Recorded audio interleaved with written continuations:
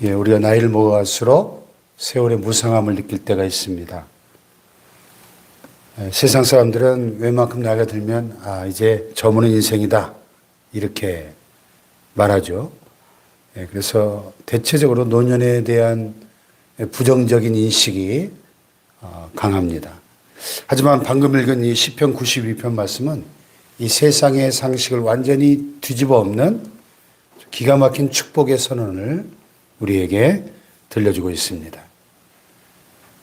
이 시편 92편은 시편 150편 전체를 통틀어서 유일하게 안식일의 찬송시라고 하는 표제어가 붙어 있습니다.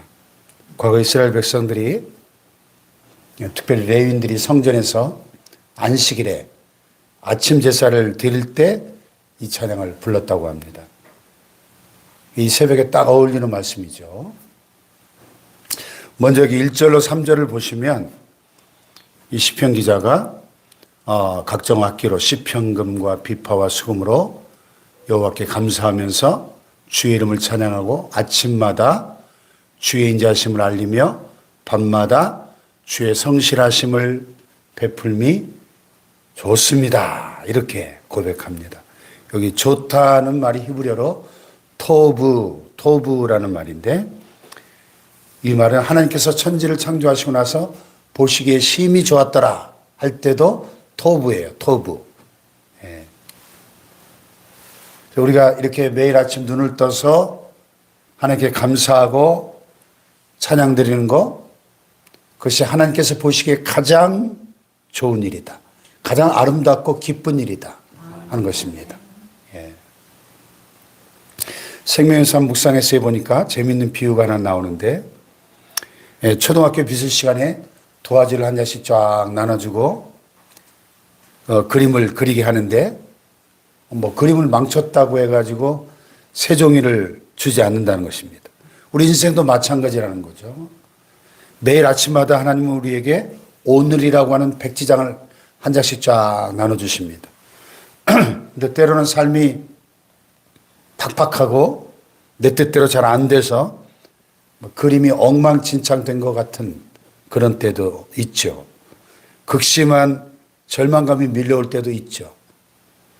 하지만 여러분, 그 백지장을 다시 아름답게 채울 수 있는 비결이 무엇인지 아십니까? 바로 감사라는 거죠. 그럼에도 불구하고 하나님, 그럼에도 불구하고 감사합니다. 외칠 때 용수철처럼 다시 튀어오를 수 있는 영적 추진력이 생겨난다는 것입니다.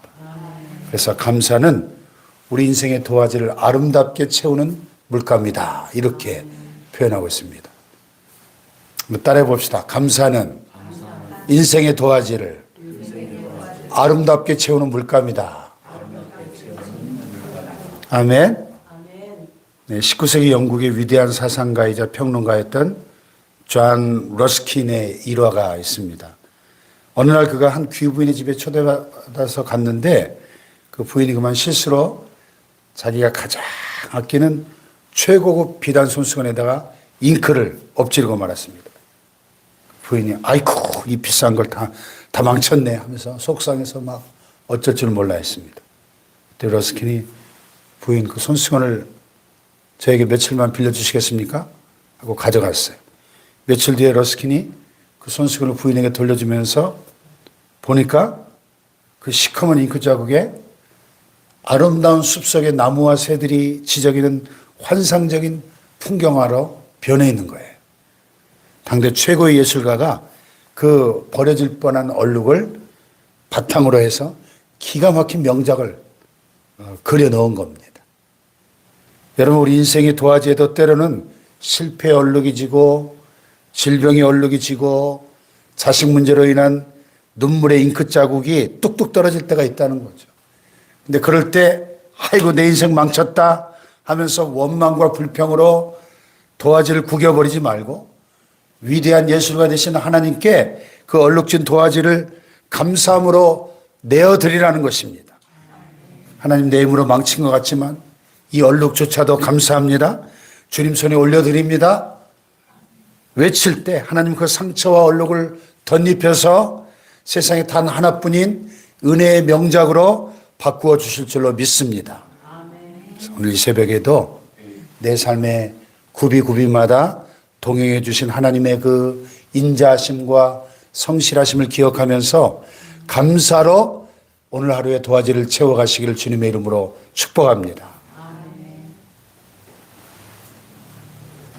이어서 시편 기자는 하나님을 모르는 이 세상 사람들과 하나님을 경외하는 하나님의 사람들의 운명을 두 가지 식물에 비유해서 명쾌하게 설명하고 있습니다.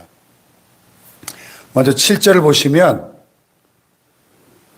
악인들, 여기서 악인들은 하나님을 경외하지 않는 세상 사람들을 말합니다. 악인들은 뭐 같다 그랬어요? 풀같이 자라고, 풀같이. 이 중동 지방에서 풀은 이렇게 봄비가 쫙 내리고 나면 하룻밤 새도 아주 파릇파릇하게 쫙 올라온다고 합니다.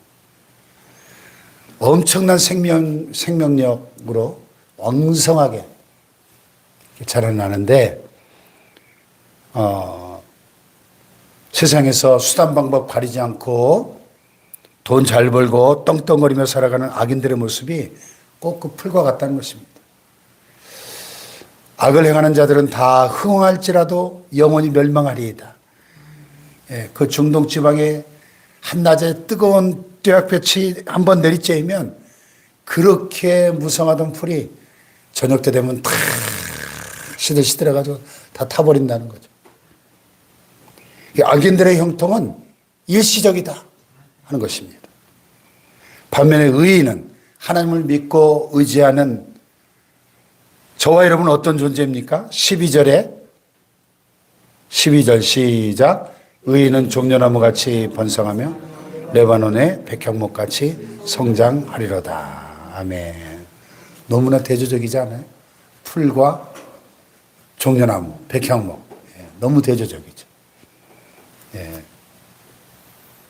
이 종려나무는 대추야자 나무죠. 그 중동 지방의 사막의 오아시스 주변에 많이 자라는데 그 열매가 얼마나 달고 풍성한지 한 송이가 막 100kg, 200kg 되는 우리가 성주순례 갔을 때 그거 대추야자 나무 열매 말린 거를 먹어보니까 완전 꿀맛이더라고요. 꿀. 그래서 가나안 땅이 젖과 꿀이 흐르는 땅이라고 할 때 그 대추야자 열매를 가리키는 것이다. 이런 설명도 있더라고요. 그 여리고 주변을 쫙 버스 타고 지나갈 때 보니까 이스라엘 사람들이 거기도 그 사막에다가 막 이 갈릴리 호수에서 끌어온 그런 물을 그 배관 시설 해가지고 그 사막에다가 종려나무 숲을 엄청나게 버스 타고 막 한참을 달려도 계속되는 그 대추야자나무 열매 숲이 쫙 펼쳐진 걸 보고 제가 굉장히 인상적으로 봤는데요. 의인은 종려나무같이 번성한다. 레바논의 백향목같이 성장한다. 레바논의 백향목은 해발 2000m가 넘는 그 눈 덮인 헬몬산에서 거친 비바람을 맞으며 자랍니다.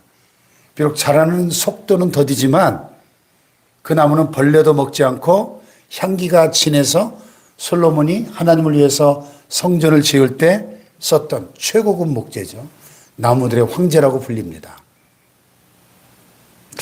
우리가 인생을 살다 보면은 얄팍하게 빨리 성공하는 풀 같은 사람들이 부러울 때가 있습니다. 하지만 우리를 하나님은 풀이 아니라 깊이 뿌리를 내린 모진 풍파를 견뎌내는 거목으로 종려나무와 백향목으로 부르신 줄 믿습니다. 네. 자, 그러면 결론적으로 우리가 어떻게 이 사막 같은 세상에서 이 종려나무처럼 백향목처럼 푸르게 살아갈 수 있을까? 그 비결이 여기 13절과 14절에 나옵니다. 13절, 14절 시작. 이는 여호와의 집에 심겼으며 우리 하나님의 뜰 안에서 번성하리로다. 늙어도 여전히 결실하며 진액이 풍족하고 빛이 청청하니. 아멘. 어디에 심겨졌어요? 여호와의 집에 심겨졌다. 여호와의 집. 나무는 어디에 심기느냐에 따라 그 운명이 갈라집니다. 저와 여러분은 이 세상의 가치관, 세상의 돈과 명예와 인기와 권력이라는 그 밭에 심겨진 자들이 아니고 하나님의 집에, 여호와의 집, 성전에 심겨진, 즉 예배의 자리에, 기도의 자리에, 말씀의 자리에 깊이 뿌리를 내린 사람들입니다. 그래서 우리에게는 세상이 모르는 신비로운 은혜가 있어요. 우리 육신은 비록 나이가 들어서 낡아질지 몰라도 우리의 영혼은 하나님의 집에 깊이 뿌리를 내리고 있기 때문에 하늘로부터 공급받는 영적 진액이 풍족합니다. 그래서 늙어도 여전히 결실하며 진액이 풍족하고 빛이 청청한 삶을 살 수 있는 것입니다. 나이가 들수록 기도의 열매, 감사의 열매, 인내의 열매, 온화함의 열매, 봉사의 열매, 후대에게 믿음을 전수하는 신앙의 열매가 주렁주렁 맺히게 되는 것이죠. 할렐루야. 그 식물학자들이 이 얘기를 들어보면 저 북미 로키 산맥 해발 3,000m 부근에 수목 한계선이 있대요. 수목 한계선. 나무가 더 이상 자랄 수 없는 그 어떤 한계점이 있다는 거죠.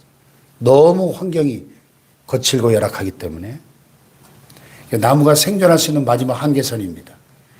근데 거기에서 자라는 나무들이 있는데 매서운 눈보라와 억센 바람을 정면으로 맞으면서 자라기 때문에 거기 있는 나무들은 이 꼿꼿하게 자라지 못하고 전부 이리저리 뒤틀리고 굽어 있다는 거예요. 겉보기에는 참 볼품없이 늙은 나무들입니다. 근데 세계적인 명품 바이올린을 만드는 장인들은 악기를 만들 때 제일 먼저 이 수목 한계선의 나무들을 찾아 나선다 그래요. 왜 그럴까요? 온갖 풍파를 견뎌내면서 나이테가 촘촘하게 다져진 그 굽은 나무들만이 세상에서 가장 맑고 가장 깊고 아름다운 소리를 내는 공명통이 될 수 있다는 거예요. 할렐루야. 여러분, 우리의 삶이 바로 이 로키 산맥의 나무와 같고 레바논의 백향목 같다는 생각을 하게 됩니다. 지나온 세월을 돌아볼 때 참 우리가 춥고 배고프고 힘들고 가난하던 그런 모진 풍파를 견뎌온 세월들이 있었어요. 세상 사람들은 야 이제 나이 들어서 무슨 소용이냐 할지 모르겠지만 하나님은 우리의 그 깊게 패인 주름과 굳은 살 박힌 손을 보시면서 너는 가장 아름다운 소리를 내는 나의 명품 악기다 이렇게 말씀하시는 거예요. 할렐루야. 늙어도 여전히 결실하며 진액이 풍족하고 빛이 청청한 인생이다 하는 것입니다. 할렐루야. 여러분 우리 인생은 육신의 나이로 끝나는 게 아닙니다. 오늘 하루도 하나님의 집에 깊이 뿌리 내린 종려나무처럼 백향목처럼 예배와 기도로 말씀으로 영적인 호흡을 깊게 들이마시고 세상의 비바람 앞에 요동치 않는 백향목처럼 늘 푸르고 청청한 풍성한 열매를 맺게 되시기를 주님의 이름으로 축복합니다. 그래서 여호와의 정직하심과 나의 바위되심과 그에게는 불의가 없음이 선포되리로다. 하나님의 영광을 나타내는 의인의 삶이 되시기를 축복합니다. 기도하십시다. 말씀 붙잡고요. 오늘 내게 주어진